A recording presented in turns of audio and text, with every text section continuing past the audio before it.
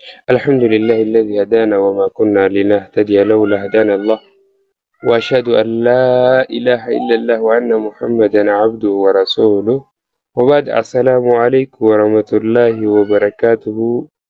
جالتوتا أردفتوتا وبوليون كالي ربين برا في بحر الرا كم باري في كم بيا كيسا في كم بيا على إدو ذكرتي إدو fayyadama sooshaal miidiyaadha kan namni duraan sodaa rabbii irraa dhagahan turre. Namni tokko yoo mana tokko keessatti ol dibe rabbii fi rasuulli maal jedhanii hin dhageenye.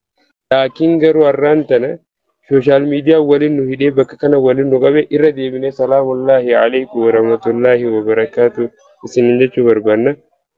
Kanaaf obboleewwan keenyaa har'a iddoon kun iddoo sagantaa da'awaa du'aayiiti. Akkasuma gorsoota tokko tokko seenaan ustaasni keenya amma nu dura dubbatanii turan kanarraa yoo fakkeenya fudhanne nuti sahabaa rasuulaatti akkamiin fakkaanna waan jedhamu seenaa takka dhagahuun dhiira fakkaachuun dhiirummaa akkuma jedhan sahabaa tokko fakkaachuun hagam tokko hojiidhaan nu feessa hagam takka imaana nu feessa haalaan obboleewwan keenya. Kanaaf namni gaafa asirraa waa dhaga'u rabbi subhaanahu wa ta'aalaa qalbii ilma namaa tana sadi godhe jedhan. Lubbuun ilma namaatu sadeen irraa nafsee muxma'innaa takkaa jira jedhan. Nafseen tun lubbuu waggaa waa tiiman tasgabbooytu zig jettu sun tam yennaan alaa بذكر الله تطمئن القلوب. نفسه جزء قرآن حديث رجيزة تسقبويته إيمان اللي هرتو تجراجر.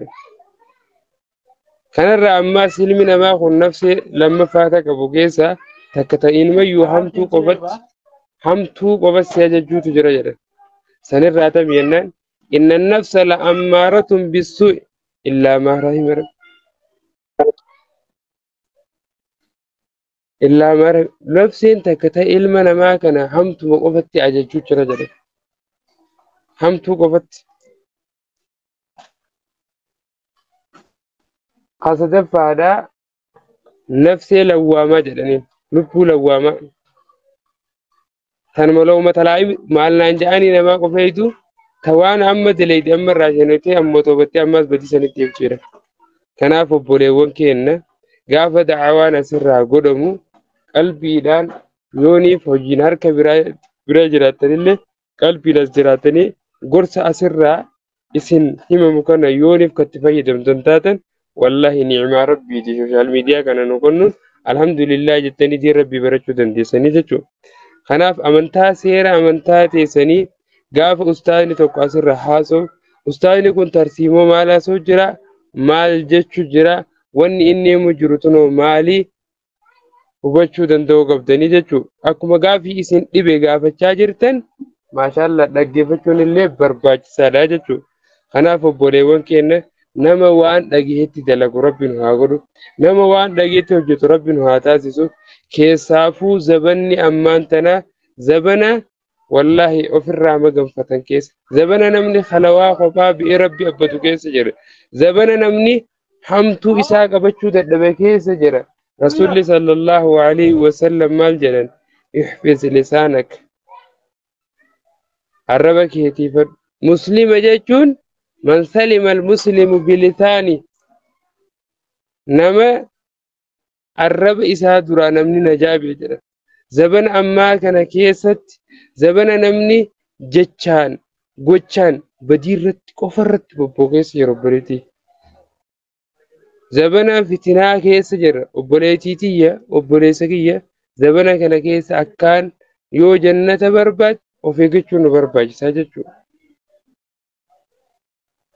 Kanaaf nama rabbi najaa baasa rabbi nu haa taasisu najaa rabbi sin haa baasu najaa rabbi nu haa baasu kanneen biyya keessa jirtanii kan biyya ambaa keessa jirtanillee rabbi najaa isin haa baasu bakka jirtanitti rabbi sin haa tiksu.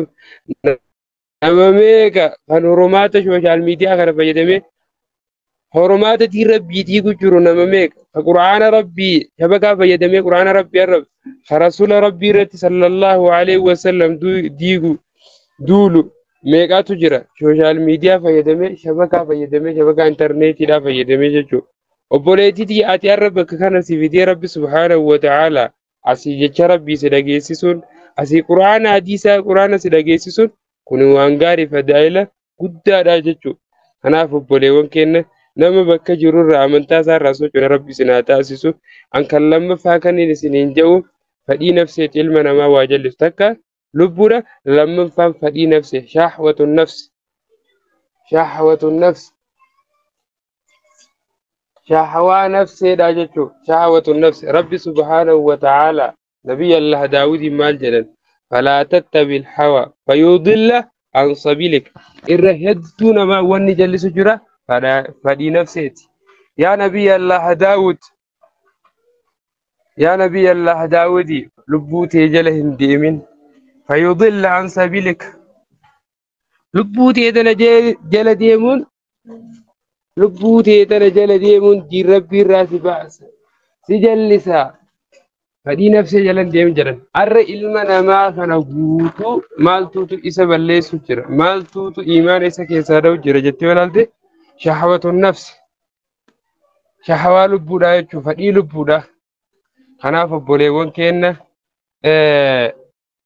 fedhii nafseedha akka diin rabbi irraa nun baafne fedhii nafseedha akka amantaa teenna irraa nun baafne fedhii nafseedha akka sunnaa rasuulaa irraa nun meessine amma dila nama as jiruu kana yoo gaafattee ati rasuula rabbii hin jaalatta jettee gaafatte ilmi namaa kun guutuu wanni as jira mana kana koomantitti jijjiiranii ati rasuula rabbii hin jaalatta jedhanii yoo si gaafatan eeniin jaaladhaa malee hin jaaladhuun si keessa hin jirtu si birallee hin jirtu hin jaaladhaa malee laakiin maaliif rabbi subhaanahu wa ta'aalaa waa kana qur'aanaan lafa kaa'e qul in kuntum tuhibbuna allah fattabi'uuni yuhbibkum allah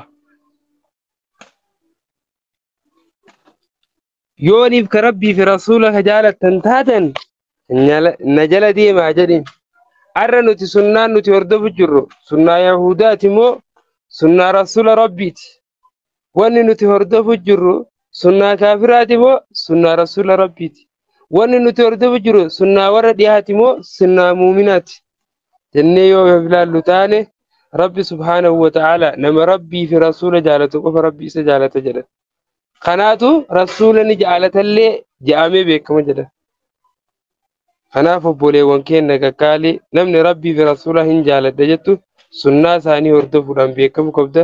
Kana caalaa isinitti hin deemanii fedhiin nafseedha akka diin rabbii irraa isin hin baafne fedhiin nafseedha akka amantaa keessaa isin hin baafne rabbi na jaalala nu haa baasu zamana kana keessatti rabbi tikasaatiin nu haa tiifatu seera amantaa isaa keessatti nu haa tiifatu seera amantaa isaa rabbi nu haa tiifatu inshaallah yoo rabbi nu laaffise deddeebine asirraa seenaalee fi quraanaa fi hadiisa daawaa fi du'aa illee isinii godhuu hin ifannu isinin jenna wabillahi tawfiiq wasalaamu alaikum warahmatullahi wabarakaatu inshaallah maayikii gara madarakaa deebisnee jira inshaallah warri madarakaa maayikii keessan qabadha isin alhamdulillahi rabbil aalamiin والصلاة والسلام على أفضل رسله وخاتم الأنبياء محمد صادق الأمين المبعوث إلى الأحمر والأسود أجمعين وعلى آله وصحابه وحملة اللواء الدين وعلى من تبعهم بإحسان من الأئمة والهداة والدعاة والأتقياء والصالحين على كل من سلك سبيلهم إلى يوم الدين. أما بعد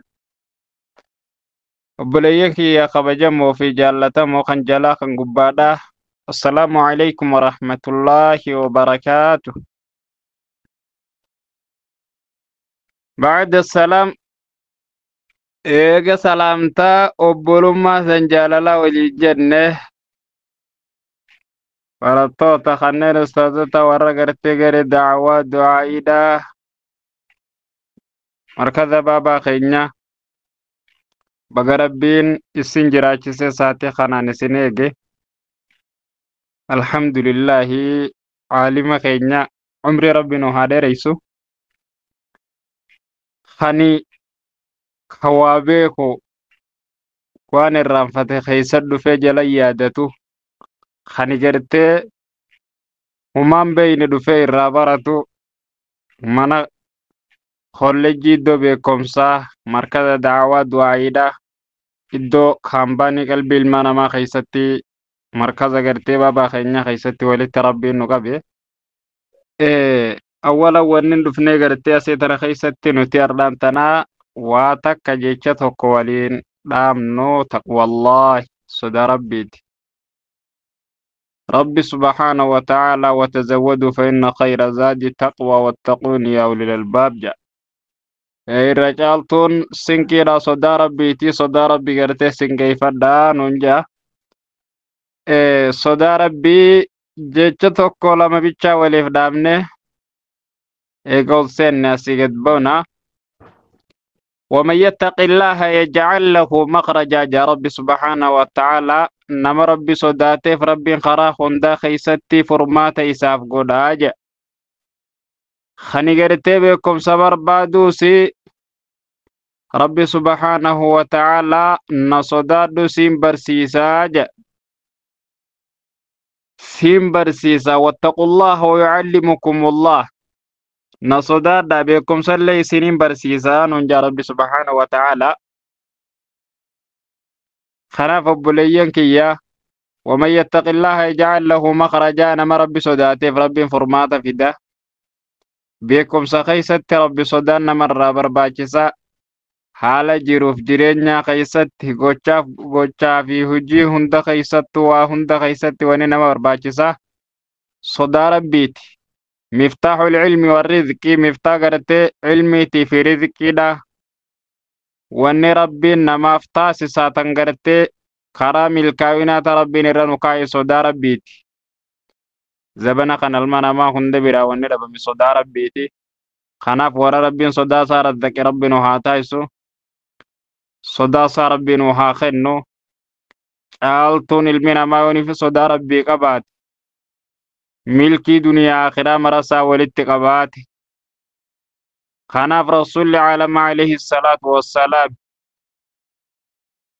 إرجمان عالم ربي إسا خدت يا ربي صداتا تناخني جي أكان كغيرتي صدا ربي خدتتي خناف بوليين كيا واهند كيست وان دبنو تهجنو تدلين بكا تكالت خبا نو wanni isin dhaamdu sodaa rabbii haa rabbii keenya sodaannu keessaa namni gaafa gartee haadha abbaa fi obboleettii biraan isa beeku biraa duydachi garagalli maal nan jaanii waan qanfannaa jaame namni gartee duyda duuba fi firraa kaayeeti maaliif wanni rabbiin gartee sodaasaa sinqii waa hunda olaantu sodaasaatii wanni rabbiin nunjee sodaasaa nutti gartee guduunfuuf quturii teenya 09 jee bakka nuti irraa kaanu nu beeka. Bataraanummaa nuti gaafa nama nun beeyne bira duydachi garagallee fuula nama nun beeynetti gartee walitti dhufe. Nuti qabnu quturii teenya nu beekaaf rabbi sodaasaa sinqii nutti guduun. Kanaaf bakka deemnutti bakka jiraannutti sodaa rabbii haa qabaannu. Sodaa rabbiitiin oollee haa bullu. Hujiin teenya cufti sodaa rabbii haa taatu halkanii guyyaa keessatti.